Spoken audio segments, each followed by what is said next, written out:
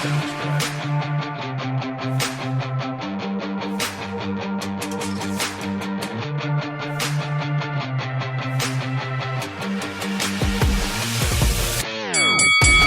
Welcome, Realm family, to another episode of Wrestling with the Realm podcast. I'm Brian, one half of the Power and Glory of Wrestling podcast, and on the other side, he is the Hercules to my Paul Roma. He's my guy, Will. Will, what are we talking about? Guys, we are talking about the John Cena Classic. But before we get into that, like and subscribe, guys, because we have a whole lot more content coming your guys' way. And if you haven't, go check out the Yeah. Backlash review at Backlash. At Backlash. And at Backlash, we got an announcement from John Cena about a John Cena Classic. Brian, this is quite the interesting announcement that John Cena had for us, and I don't think it was what anyone was expecting. It really caught everyone off guard. But I will say this, viewership wise, the summer is always the biggest down period Yeah. for WWE. So what is WWE going to do? Slap John Cena's name right on top of is this a premium live event? I'm It assuming it has to be. It has to be. it has to be. So it's another premium live event. So another show for me and Brian to review for you guys, which we're always excited about. More Yep. content for us. And it is quite the interesting concept. This is not a tournament style event. This is a bunch of matches. I think almost probably similar. I don't know if we're going to get the old versus the new, or if we're going to get a bunch of underrated talent that the WWE has and they're going to get a chance to put on a match versus another opponent. Who knows? We might have some triple threat matches at this Oh, John that Cena. could be cool. I don't, who knows? But at the end of the day, there will be a winner that is awarded. Is it a belt, Brian? It better be a belt. A belt or an award, a handshake from John Cena, and they will be the winner of the John Cena Classic because they will show the most hustle, loyalty, and respect. And they don't even need to win their match to be the winner of the John Cena Classic because I believe this is voted on by the fans. What they're saying. Yeah, what an interesting concept. This is the first time since I can remember they used to do a like Cyber Monday, Monday Night Raw, where the fans voted on who they wanted to face a certain opponent. I remember this because this is actually how Shelton Benjamin won the title. He talked about it on a podcast. He wasn't supposed to even be in the match, but Mm. the fans voted him in versus Chris Jericho, and he ended up Oh, winning the title that night. So it's giving that type of vibe, and I honestly don't know what to think about it. I think it is a cool concept. I just don't know what the end goal of it is. Is someone going to be awarded a title shot if they win this classic? Or is it just the John Cena rub that they gain from all of it? And, with the little information we have, Brian, what are kind of your thoughts on this? I think it's a really cool idea. There's going to be some people who are going to hate it, Jim Cornette. Look at, look at the damn fans calling shots now. The god bookers trying to do that. I should have to be down in Lexington, down in the god sportatorium, Texas, down there trying to get some me, mother, because I was a heel and I was over. Now I got goddamn marks over here booking this mother Yankee bull up there. Bruce Pritchard. Jesus Christ, Corny. He's gonna hate this. I think it's a really fun idea. I'm sure it will be a pay-per-view. To me, it sounds like it's gonna be like King of the Ring, only you know we get to be the bookers. Everybody, like if Corny does have that complaint, he's not wrong. Um, I look at this a lot like I look at the LFG show or the WWE Unreal. You don't have to watch them if you don't want to. If you would rather not have the curtain pulled back and you can see the wizard and you can see how all the sausage is made. Is there any other just random platitudes that I can spout off, or was that good? Um, Great. but for anybody who doesn't want to see that part of the show and they just want to be lost in the kayfabe story, you don't have to watch it. You don't have to care. But for a lot of people, like I consider myself one of these people, I find the business and the booking and the way that they put all this together and the way that from the time somebody enters down the ramp to the time they're leaving, everything within that time frame is a show, and you have to have everybody in the cast playing their part to make it work and to put on the best show. And I'm fascinated by that. And having a pay-per-view that is basically going to be us, the fans, get to be the booker, and we get to let them know who we think is doing the best job being the best entertainer. So I'm fine with it not being a wins and loss thing because you could have somebody go out there and lose every single match. But look, if you have the next Shawn Michaels who can sell like him and make other people look like $1 million, or the next Kurt Hennig, the Mr. Perfect, that can make everybody look great in that ring, and they lose every match in this tournament, yeah, they might get the vote and they might win because they're doing the best work. And I think it's an interesting experiment for a fan like me. I love this idea because we don't know what it's going to mean. I don't know if it's going to mean somebody's going to get a title shot or anything like that. I think what it's going to be more is that the bookers get a real time feel of what the fans are thinking. Yeah. It's one thing to go on social media and see what people are saying because those aren't necessarily engaged fans.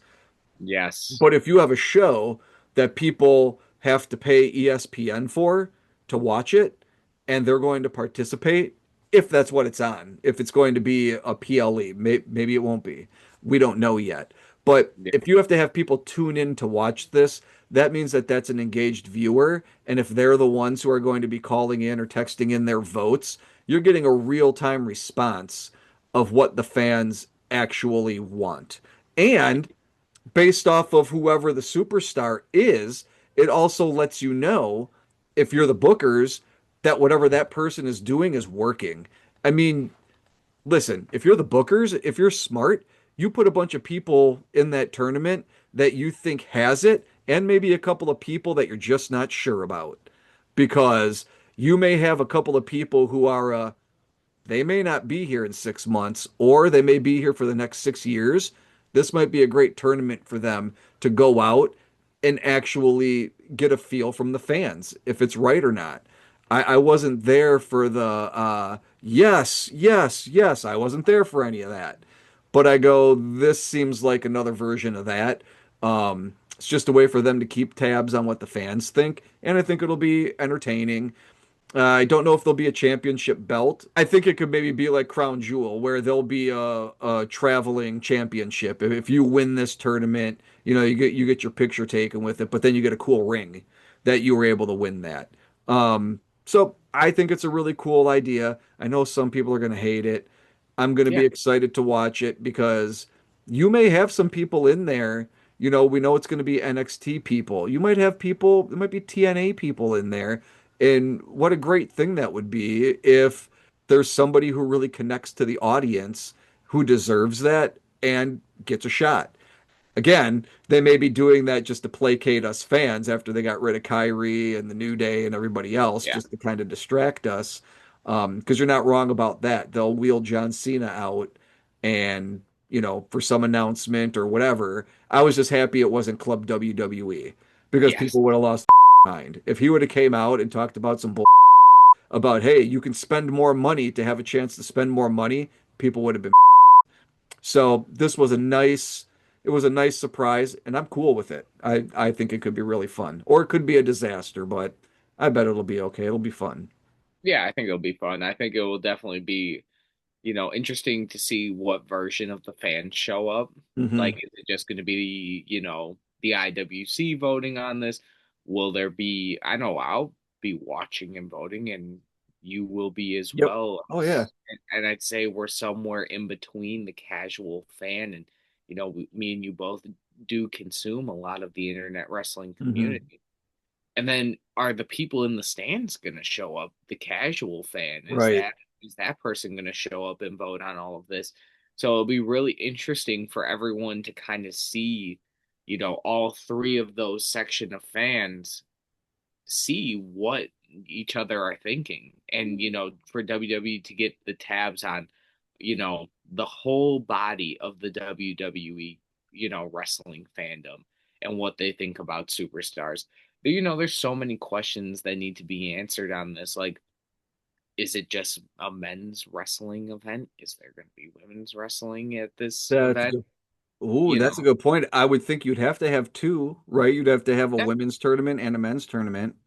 yeah, you would have to have both at this event, or is it just, a set list of matches and, the person that chose the Yeah. embodiment of hustle, loyalty, respect wins this, Oh, classic. It's such a good yeah. concept. And I think it's so new and so fresh that, it's hard for me to formulate an opinion on it. But I'll say this: new is good in wrestling. It's hard to Yeah. come up with new.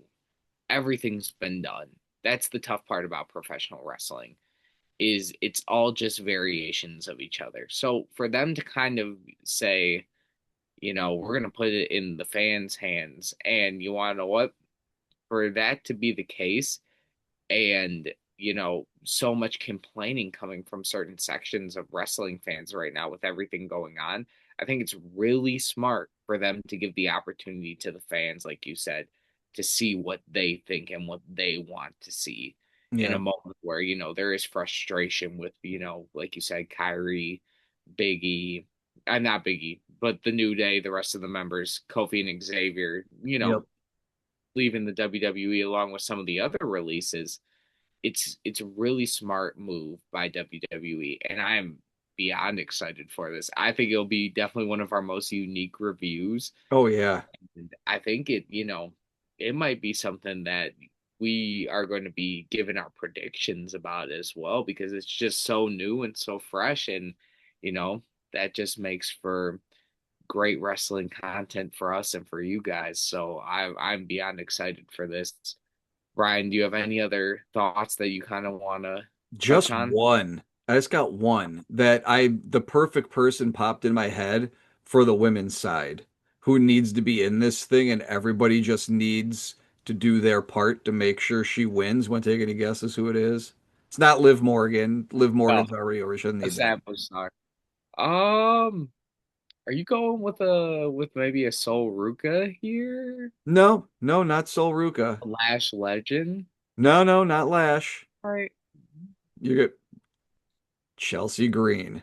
Oh yes, yes, yeah. That's Because funny. somewhere Road Dogg is like, God damn it. You mean I could have been able to try to prove my point with Chelsea Green and put her in this thing just so they can see. I know you guys like her in the mid card, but fans love Chelsea Green and she meets all the criteria. Hustle, loyalty, and flow. What's the last one? So loyalty and respect. Hustle, loyalty, respect. Yeah, Chelsea's got all three of those. Um, so yeah, I think Chelsea Green would be a prime candidate for this, and if she is, I'll be making sure everybody's getting those votes in. Other than that, Will, let's have everybody go over to the Realm Paranormal Detectives podcast. You guys, the links down below. Go over there, check us out. We got paranormal. You guys know the drill. It's fun. Also, click that link down below. Go to our newest podcast member of the Realm family, Realm on Film, movie review podcast. We have Sinners on there. Pirates of the Caribbean, Curse of the Black Pearl is coming up. I know some of you guys will go over there. Some of our youngsters, you're not going to be able to watch that video, but if you go to our shorts section at Realm on Film, you guys will be able to see a short from each of the hosts for each movie review we do that will be family friendly, so you can still get our take and what our final review is of each movie. So go check that out. Oh, and we have a phone number. I'm never going to remember that phone number, Will. No, It's but you never, I'm did. just You going to did keep forgetting though. it. Guys, we have a phone number 1-414-600-7049. You guys can call that number or text that number and leave a message for any one of the three Realm Family podcasts: Wrestling with the Realm, Realm on Film, and the Realm Paranormal Detective podcast. Leave us a message. Let us know what you think of us. Let me know that I'm really funny, and let Will know that he's really good at being the lead host. That's all Mm. we ask for. Guys, I do have something for you. I don't know what this is going to be on, if it's going to be on X or Instagram or whatever. Nobody is going to stop me from making unlimited accounts to vote Damian Priest to win the. Yes. Nobody is going to stop Yes. me. I'm feeling unstoppable right now. Yes. Unstoppable. And until next time, guys, make sure to vote Damian Priest, That's and right. we'll see you later. We got you, Damian Priest and Chelsea. Peace out.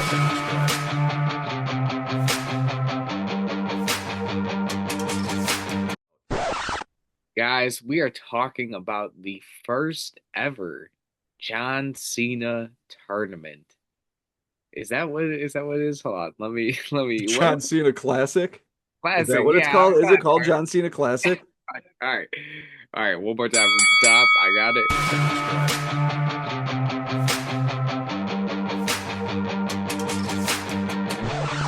What the hell are we calling the Clash of Champions? What are we calling that? With Um the two champions and they got those big ass belts. oh, Crown Jewel champion. Yeah, Crown Jewel yeah. So champion. Yeah. I think